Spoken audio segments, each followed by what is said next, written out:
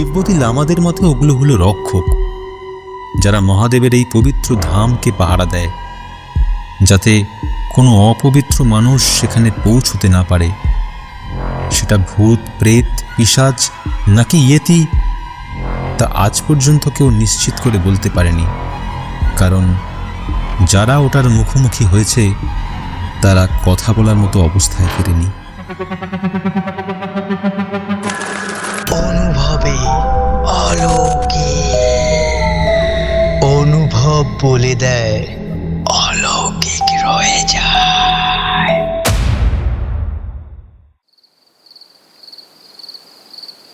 আগের পর্বে আপনারা শুনেছিলেন এক বৃষ্টির রাতে অদ্ভুতভাবে অভিজিৎ তার বন্ধুরা হঠাৎ তার বাড়িতে এসেছিল। তারা বাড়িতে আসার আগেই অভিজিৎ তার বাড়ির ভেতরে কিছু রহস্যময় ঘটনা ঘটছিল।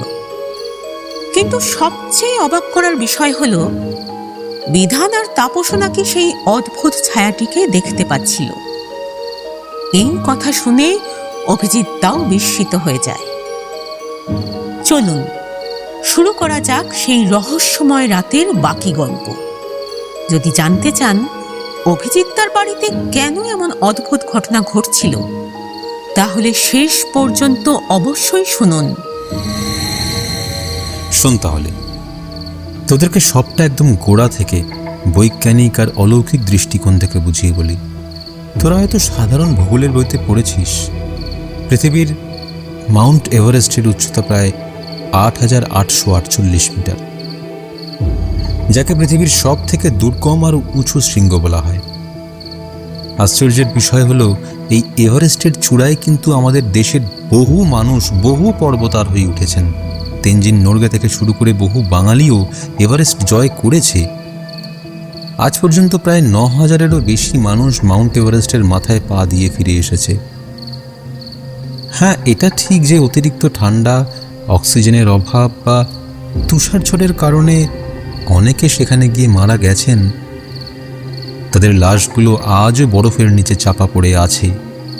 কিন্তু তাও বেশিরভাগ মানুষই কিন্তু পর্বত জয় করতে পেরেছে। বিজ্ঞান সেখানে সফল। কিন্তু তোরা যদি অদ্ভুতভাবে ওই কৈলাস পর্বতের দিকে তাকাস, তাহলে দেখতে পাবি এই পর্বতের উচ্চতা মাত্র ৬,৬৩৮ মিটার, অর্থাৎ মাউন্ট এভারেস্টের চেয়ে প্রায় ২,২০০ মিটার কম উঁচু এই কৈলাস। ভৌগোলিক নিয়মে এভারেস্টে ওঠার চেয়ে কৈলাসে ওঠা অনেক বেশি সহজ হওয়ার কথা ছিল। কিন্তু তোরা যদি পৃথিবীর ইতিহাস বা তিব্বতের সরকারি রেকর্ড খোঁজ নিস, তবে জানতে পারবি পর্বতের চূড়া তো অনেক দূরের কথা। আজ পর্যন্ত কোনো আধুনিক পর্বতারোহী কৈলাস পর্বতের সামান্য প্রথম বা দ্বিতীয় স্তরেও পা রাখতে পারেনি। আর যারা বিজ্ঞানের দম্ভ নিয়ে, আধুনিক ইকুইপমেন্ট নিয়ে জোর করে ওই পর্বতে ওঠার চেষ্টা করেছিল, তাদের মধ্যে কেউ কোনোদিন ফিরে আসেনি।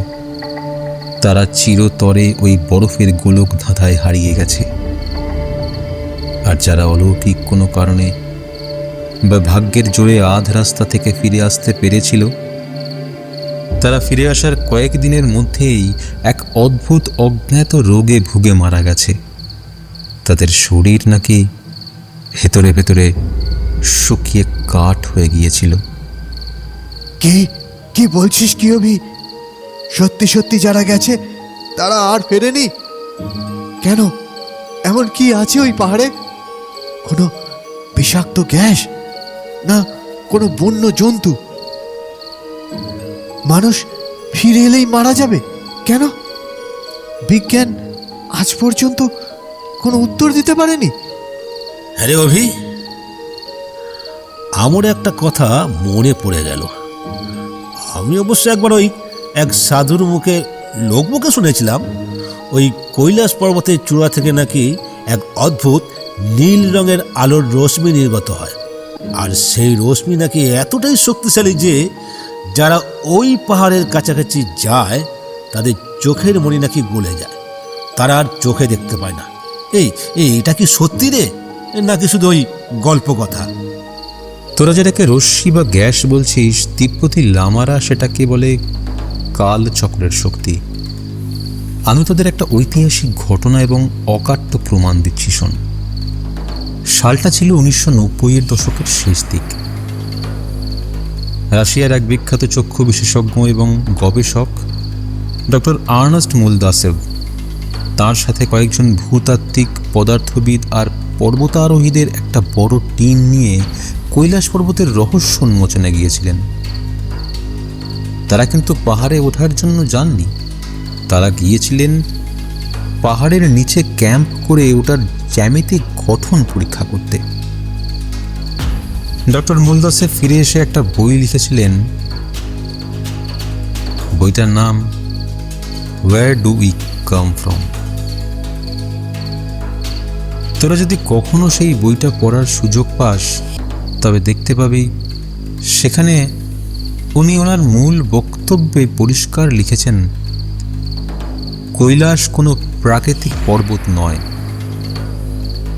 ওটা আসলে একটা বিশাল আকৃতির মানব নির্মিত বা কোনো অতিমানবীয় শক্তির তৈরি পিরামিড, যা চারপাশে ছোট ছোট আরও 60টি পিরামিডের কেন্দ্রবিন্দু।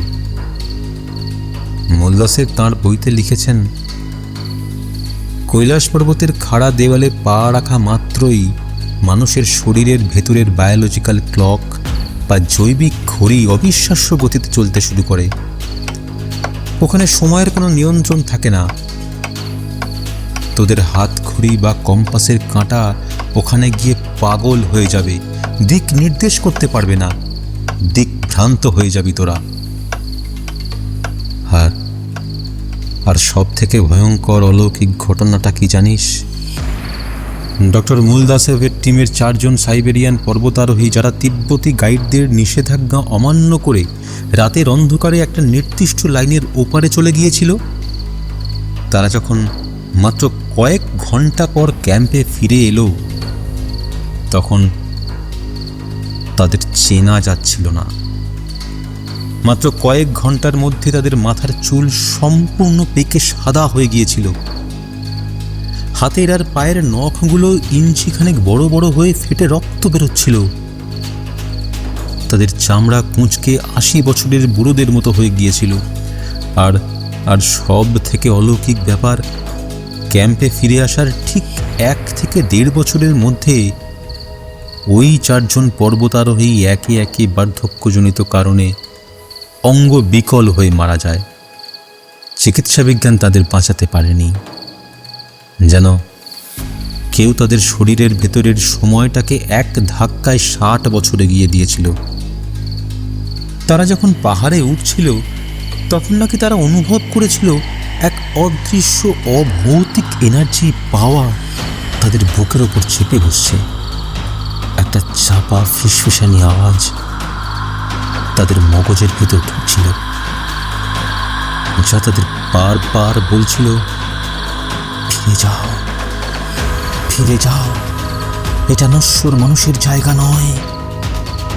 আচ্ছা অভি, আমরা যে ছোটবেলা থেকে গল্পে বা কমিক্সে পড়ে এসেছি যে হিমালয়ের ওই বরফাবৃত অঞ্চলে ইয়তি বা তুষার মানব বলে একটা বিশাল আকৃতির ভল্লুকের মতো দেখতে এক অদ্ভুত জন্তু থাকে, ওটার কি কোনো অস্তিত্ব আছে ওই কৈলাসে, নাকি ওটা এক মিথ?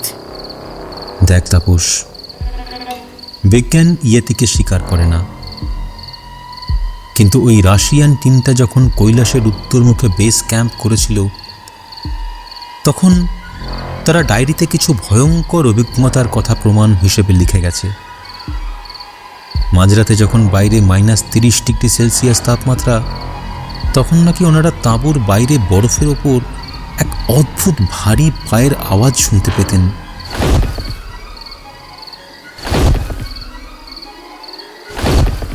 পরের দিন সকালে উঠে তারা বরফের ওপর যে পায়ের ছাপ দেখেছিলেন তা দেখে তাদের আত্মারাম খাঁচা ছাড়া হয়ে গিয়েছিল। এক একটা পায়ের ছাপ ছিল প্রায় 10 থেকে 12 ইঞ্চি গভীর এবং লম্বায় প্রায় 1.5 ফুট। পায়ের নখগুলোর দাগ বরফে বসে গিয়েছিল, আর রাতের বেলা পাহাড়ের খাঁজ থেকে এক বিকট অতি প্রাকৃতিক চিৎকার ভেসে আসত। যা কোনো চেনা পশুর আওয়াজ নয়। ডক্টর মূলদাসেব ওটাকে কোনো সাধারণ জন্তু বলেননি। তিব্বতী লামাদের মতে ওগুলো হলো রক্ষক, যারা মহাদেবের এই পবিত্র ধামকে পাহারা দেয়, যাতে কোনো অপবিত্র মানুষ সেখানে পৌঁছতে না পারে। সেটা ভূত, প্রেত, পিশাচ নাকি ইয়েতি, তা আজ পর্যন্ত কেউ নিশ্চিত করে বলতে পারেনি, কারণ যারা ওটার মুখোমুখি হয়েছে তারা কথা বলার মতো অবস্থায় ফেরেনি। সবই তো বুঝলাম রে অভি, কিন্তু তুই তো বললি ওখানে কেউ কোনোদিন উঠতে পারেনি। তাহলে কি ইতিহাস জুড়ে সবাই ব্যর্থ? কোনো এক্সেপশন নেই? কেউ কি কোনোদিন ওই 6638 মিটারের চূড়াটা স্পর্শ করেনি? ইতিহাসে মাত্র একজনের নাম পাওয়া যায় রে বিধান। একাদশ শতাব্দীতে, আজ থেকে প্রায় 1000 বছর আগে, তিব্বতের একজন পরম যোগী এবং লামা তান্ত্রিক ছিলেন, যার নাম ছিল জেতসুন মিলারেপা। তিব্বতী বৌদ্ধ ধর্মে ওনাকে স্বয়ং সিদ্ধ পুরুষ মনে করা হয়। বলা হয় মিলারেপা পাহাড়ে ওঠার জন্য কোনো দড়ি, বরফ কাটার কুঠার বা অক্সিজেন সিলিন্ডার ব্যবহার করেননি। তিনি নাকি পায়ে হেঁটেও যাননি, বরং তিনি তাঁর দীর্ঘ সাধনার মন্ত্র বলে নিজের শরীরকে বায়ুর চেয়েও হালকা করে হাওয়ায় ভেসে ভেসে সোজা কৈলাসের চূড়ায় গিয়ে বসেছিলেন। তিনি যখন চূড়ায় পৌঁছান তখন নাকি আকাশের মেঘ কেটে গিয়ে এক অলৌকিক জ্যোতি নির্গত হয়েছিল। অবশ্য আধুনিক যুগের নাস্তিক বিজ্ঞানীরা এই ঘটনাকে অলৌকিক গল্প বলে উড়িয়ে দিতে চায়, কিন্তু তিব্বতের মনাস্ট্রিগুলোয় আজও যে প্রাচীন পুঁথি আছে সেখানে মিলারেপার এই অলৌকিক যাত্রার বিবরণ অক্ষরে অক্ষরে লেখা আছে। আর ওখান থেকে নেমে আসার পর মিলারেপা তাঁর শিষ্যদের শুধু একটা কথাই বলেছিলেন, কৈলাসের চূড়ায় যা আছে তা সাধারণ মানুষের বুদ্ধি আর ইন্দ্রিয়ের বাইরে। ওখানে স্বয়ং মহাকাল শূন্যরূপে বিরাজ করছেন। তুই বারবার মহাকালের কথা বলছিস রবি। সবাই তো বলে কৈলাস পর্বত নাকি স্বয়ং দেবাদিদেব মহাদেবের ধাম, ওখানেই নাকি শিব ঠাকুরের আসল বাসস্থান। তা এই ব্যাপারে কোনো বৈজ্ঞানিক প্রমাণ বা স্যাটেলাইটের কোনো তথ্য আছে নাকি পুরোটাই আমাদের বিশ্বাসের উপর দাঁড়িয়ে? একটু সবুর কর বন্ধু, এবার তোদের সেই আসল রহস্যটাই বলি, যা শুনলে তোদের শির দাঁড়া দিয়ে হিমস্রোত বয়ে যাবে। তোরা কি জানিস আমেরিকার মহাকাশ গবেষণা সংস্থা নাসা আজ থেকে বেশ কিছু বছর আগে তাদের সব থেকে শক্তিশালী স্যাটেলাইট দিয়ে কৈলাস পর্বতের ওপর 3D ম্যাপিং আর ছবি তোলার চেষ্টা করেছিল। তারা যখন সেই হাই রেজলিউশন ছবিগুলো প্রসেস করে কম্পিউটারে দেখল, তখন নাসার বিজ্ঞানীদের কপালে ঘাম চলে এসেছিল। ওপর থেকে তোলা ছবিতে দেখা যায় কৈলাস পর্বতের চূড়ার ঠিক মাঝখানটায় প্রাকৃতিকভাবে একটা নিখুঁত স্বস্তিক চিহ্ন খোদাই করা আছে।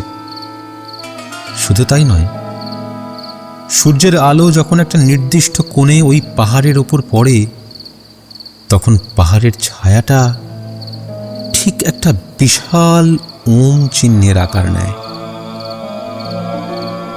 আর সব থেকে ভয়ঙ্কর অলৌকিক জিনিসটা কি ছিল জানিস?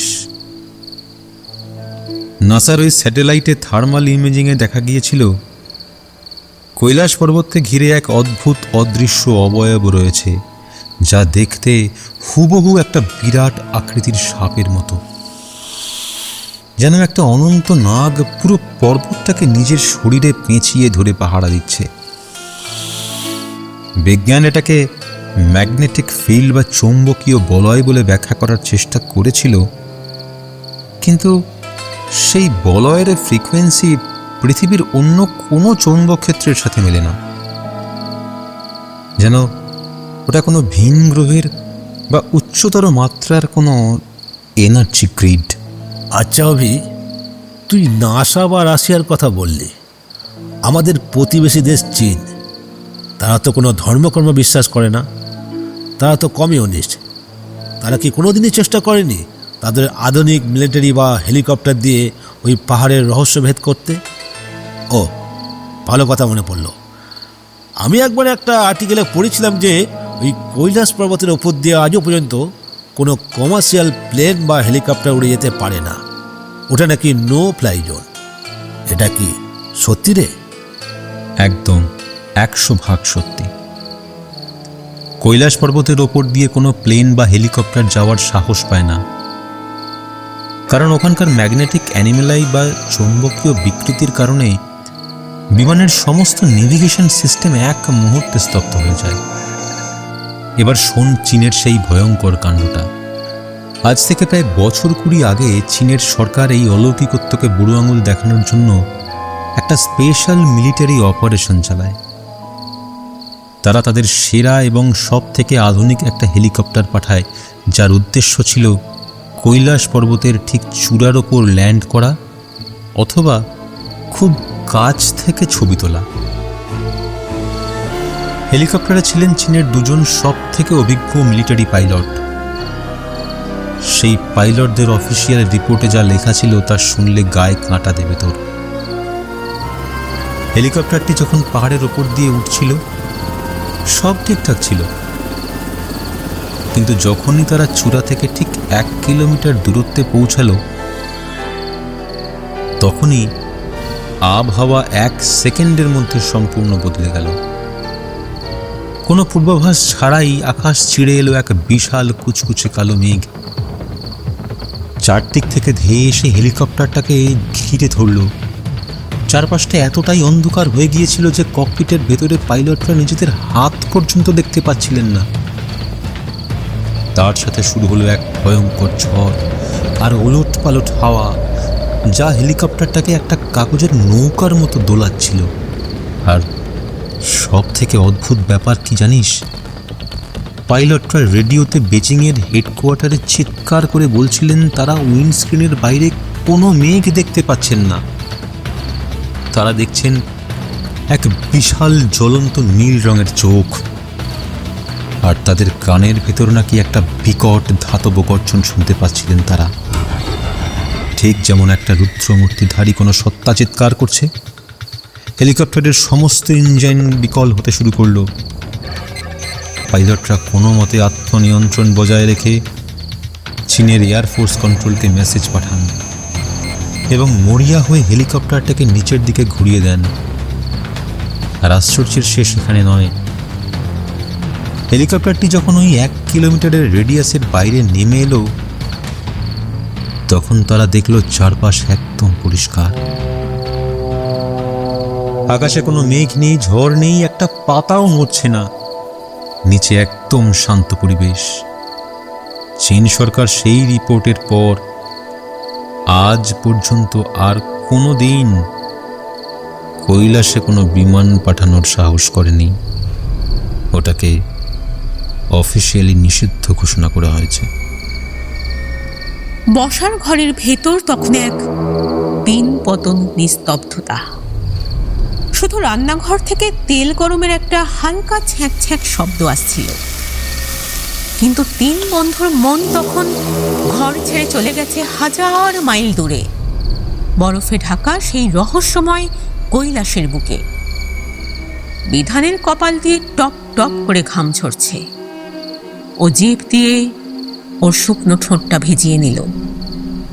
অভি, তুই এতক্ষণ যা যা বললি, বিজ্ঞান, রাশিয়া, চীন, এই সব ঘটনা আর তথ্যগুলোকে যদি একজোট করি তবে তো একটা কথাই মাথায় আসে রে, মহাদেবের আরেক নাম কাল ভৈরব। আর তুই বললি ওই রাশিয়ান টিম ওখানে গিয়ে সময়ের কোনো হিসাব পায়নি, সময় সেখানে দ্রুত ছুটে চলে। আমাদের সনাতন শাস্ত্রে তো লেখাই আছে যে এই বিশ্ব ব্রহ্মাণ্ডের কালকে অর্থাৎ সময়কে যিনি নিয়ন্ত্রণ করেন তিনিই হলেন মহাদেব, আমাদের মহাকাল। সত্যি সত্যি ওই বরফের পাহাড়ের চূড়ায় স্বয়ং দেবাদিদেব মহাদেব মহাশূন্যের কোনো পরম রূপ নিয়ে আজও বসে আছেন? হ্যাঁ রে বিধান, এই সমস্ত ঘটনা, এই সমস্ত বৈজ্ঞানিক ব্যর্থতা আর অলৌকিক অভিজ্ঞতাগুলোকে যদি তুই একটা সুতোয় বাঁধিস, তবে নাস্তিক মানুষও স্বীকার করতে বাধ্য হবে যে ওখানে এমন এক অতি প্রাকৃতিক পরম শক্তির অস্তিত্ব আছে যা এই পৃথিবীর নিয়মের বাইরে। আর আমাদের শাস্ত্রমতে সেই পরম শক্তিই হলেন দেবাদিদেব মহাদেব। তিনি ওখানে বিরাজমান বলেই হয়তো সেখানে প্রাকৃতিক নিয়ম খাটে না, সেখানে সময় নিজের রূপ বদলে ফেলে। তাহলে তাহলে তুই কি বলছিস যে কোনো সাধারণ মানুষ ভুল করেও ওই কৈলাসের সীমানায় যেন পা না রাখে, সে আর কোনোদিন সুস্থ শরীরে নিজের বাড়ি ফিরে আসতে পারবে না? আর যদি ভাগ্যের জোরে ফিরেও আসে, সে আর বেশি দিন এই পৃথিবীতে বেঁচে থাকবে না? হ্যাঁ, এটাই তো শতাব্দীর পর শতাব্দী ধরে হয়ে আসছে রে বিধান। যারা ওই কালচক্রের সীমানা লঙ্ঘন করেছে, তারা যদি কোনোভাবে প্রাণটা হাতে নিয়ে ফেরেও, ওই কালের চক্করে পড়ে তাদের শরীরের ভেতরের কোষগুলো এত দ্রুত বুড়ো হয়ে যায় যে তারা ম্যাক্সিমাম 1.5 থেকে 2 বছর বাঁচবে। তাদের মানসিক ভারসাম্য নষ্ট হয়ে যায়, তারা রাতের বেলা ঘুমোতে পারে না, শুধু বিড়বিড় করে কি যেন বলতে থাকে। তারা পুরো অদ্ভুত চেনা জগতের বাইরের মানুষ হয়ে যায়, যেন তাদের আত্মাটা ওই পাহাড়েই বন্দি হয়ে রয়ে গেছে, শুধু মাংসের খাঁচাটা ফিরে এসেছে। আরেকটা কথা তোদের বলা হয়নি, তোদেরকে ক্রোনোলজিক্যালি বলি। কৈলাসের ঠিক নিচেই দুটো বিশাল হ্রদ পাশাপাশি অবস্থান করছে। একটা হলো মানস সরোবর, যার জল একদম কাঁচের মতো পরিষ্কার এবং মিষ্টি, আর ঠিক তার পাশেই মাত্র কয়েক মিটারের ব্যবধানে আছে আরেকটা হ্রদ, যার নাম রাক্ষসতাল বা রাক্ষস হ্রদ। এই দুটো হ্রদের জ্যামিতিক অবস্থানও এক অদ্ভুত রহস্য। মানস সরোবরের আকারটা একদম নিখুঁত গোল, ঠিক যেন সূর্যের মতো, আর রাক্ষসতালের আকারটা একটা অর্ধচন্দ্রের মতো।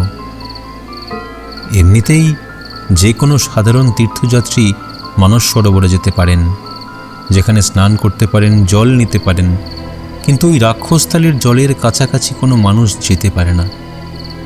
ওখানকার জল নোনতা এবং বিষাক্ত। সেখানে কোনো মাছ বা জলজ উদ্ভিদ বাঁচে না, চারপাশটা শ্মশানের মতো নিঝুম। আমাদের প্রাচীন পুরাণে, বিশেষ করে শিব পুরাণে লেখা আছে,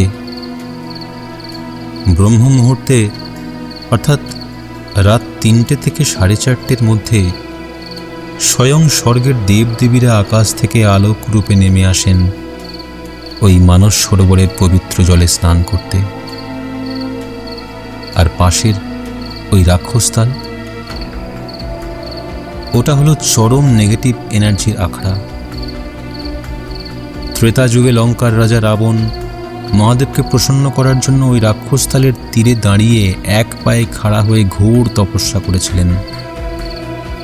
নিজের 10টা মাথা কেটে আগুনে আহুতি দিয়েছিলেন। এমনকি আজও এই 2026 সালেও শিবরাত্রি বা চৈত্র মাসের ঘোর অমাবস্যার রাতে তিব্বত আর ভারতের কিছু উগ্র সাধু, যারা বাম মার্গী বা তন্ত্র সাধনা করেন, তারা লুকিয়ে ওই রাক্ষসতালের পাড়ে গিয়ে বসেন মহাশূন্যের সেই ডার্ক এনার্জিকে জাগ্রত করতে। ওটা একটা ফুললি নেগেটিভ জায়গা রে ভাই। কোনো সাধারণ মানুষ যদি কৌতূহলের বসে ওই রাক্ষসতালের পাড়ে গিয়ে দাঁড়ায়, তবে সে 1 মিনিটের বেশি সেখানে টিকে থাকতে পারবে না। তার মনের ভিতর এক তীব্র আত্মহত্যার প্রবণতা জেগে উঠবে। চারদিকের বাতাস থেকে সে এক অদৃশ্য অশরীরী কান্নার আওয়াজ শুনতে পাবে। বুকটা কেমন যেন ফেটে যেতে চাইবে। ওটা একটা অভিশপ্ত জায়গা। ঠিক সেই মুহূর্তে জানলার বাইরে একটা বিকট শব্দে বাজ পড়ল। বসার ঘরের এমার্জেন্সি লাইটটা 1 সেকেন্ডের জন্য দপ করে নিভে গিয়ে আবার জ্বলে উঠল। বিধান আর তাপস দুজনেই ভয় সোফার উপর লাফিয়ে উঠল।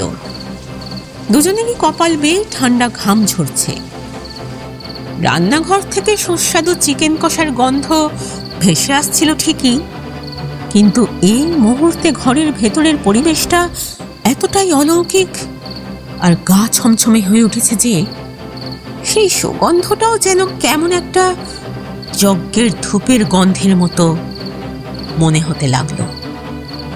দেখ তাপস, দেখ বিধান, আমি তোদের আমার এই দীর্ঘ বছরের পড়ালেখা আর জানার শেষ নির্যাসটুকু দিয়ে একটাই কথা বলবো। কৈলাস পর্বত কোনো সাধারণ মাটির পাহাড় নয়, ওটা এই মহাবিশ্বের কেন্দ্রবিন্দু, the Axis Mondi.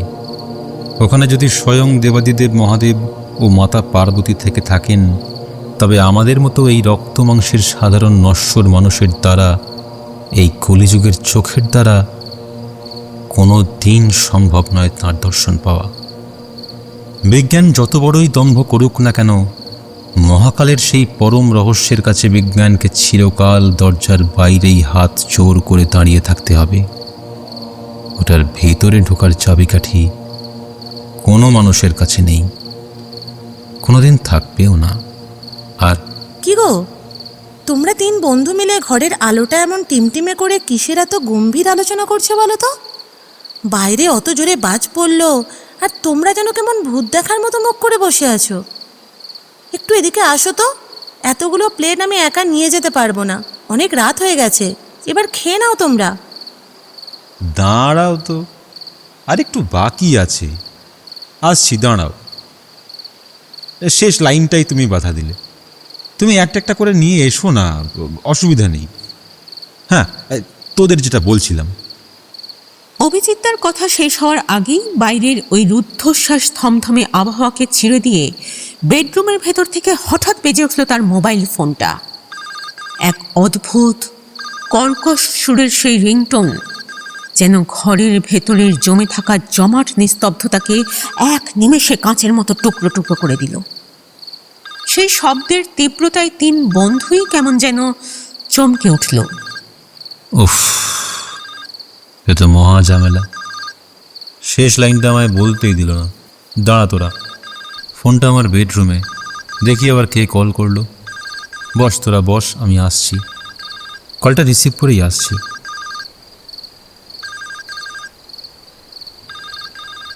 Hello hello, কে বলছেন? হ্যালো, হ্যাঁ, কিরে কিরে হবি? আরে কেমন আছিস রে? চিনতে পারলি না? আরে আমি তাপস। আজ বৃষ্টির মধ্যে আমি আর বিধান একটা ক্লায়েন্টের বাড়িতে আটকে পড়েছিলাম। হঠাৎ তোর কথা মনে পড়লো, তাই তোকে ফোন করলাম। কতদিন তোর সঙ্গে কথাই হয় না। কিরে, হ্যালো, শুনতে পাচ্ছিস? আরে কোনো উত্তর দিচ্ছিস না কেন? তোরা কি আমার সঙ্গে ইয়ার্কি মারছিস?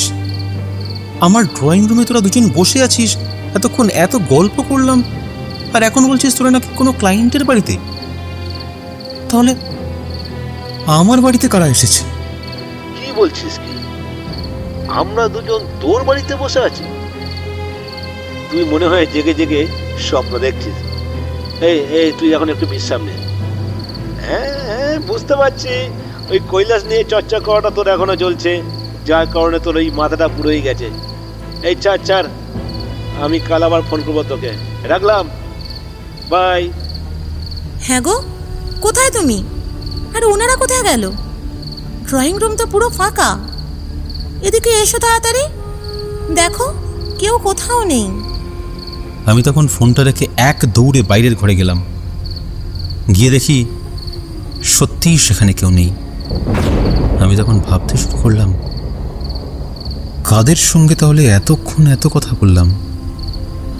ওরা কারা ছিল? কেনই বা এসেছিল? আর কৈলাসকে নিয়েই বা কেন জানতে চাইছিল বা?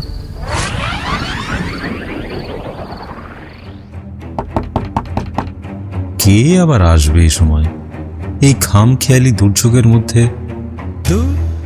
উফ, এ অসময়ে এই উপদ্রব একদম সহ্য হয় না, মেজাজটাই বিগড়ে গেল।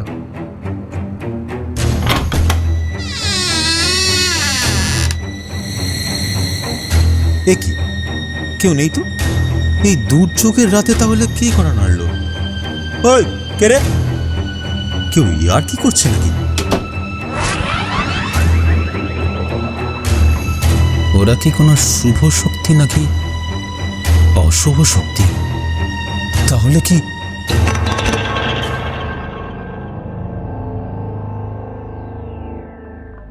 তো কেমন লাগলো আজকের ঘটনা? কমেন্ট করে কিন্তু অবশ্যই জানাবেন। আর আপনাদের ছোট্ট একটা লাইক এবং কমেন্ট আপনাদের জীবনের এই সত্যি অভিজ্ঞতাগুলো খুঁজে আনা অনেকটা সাহস যোগায় আমাদের। এইরকম আরও সত্যি ভৌতিক বা দৈবিক ঘটনা শুনতে চাইলে সাবস্ক্রাইব করে রাখুন আমাদের অফিসিয়াল চ্যানেল অনুভবে অলৌকিক।